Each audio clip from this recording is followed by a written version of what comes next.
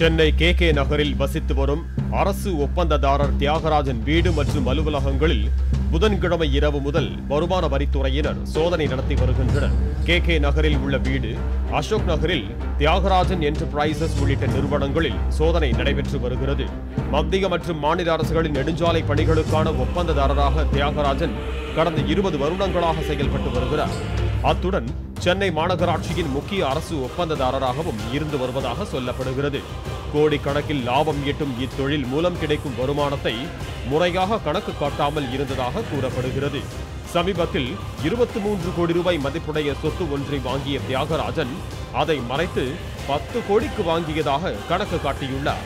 இது தொடர்பான ஆவணங்களை சோதனையில் கைப்பற்றியிருப்பதாக தெரிவித்துள்ள அதிகாரிகள், அவரது தந்தையும் முன்னாள் அரசு அதிகாரியுமான குருமூர்த்தியின் வீட்டில் இருந்து 22 கிலோ தங்கம் மற்றும் 41 லட்சம் ரூபாய் பணம் கைப்பற்றப்பட்டிருப்பதாக தெரிவித்திருக்கிறார்கள்.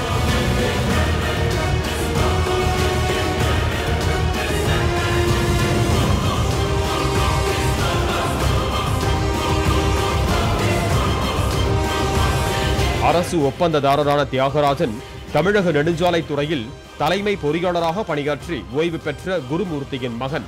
அவர் பணியில் இருக்கும் போதே தனது பெயரில் செயல்பட்ட குருமூர்த்தி இன்ஜினியரிங் என்டர்பிரைசஸ் நிறுவனத்திற்கு முறைகேடாக ஒப்பந்தங்களை பெற்றுள்ளார்.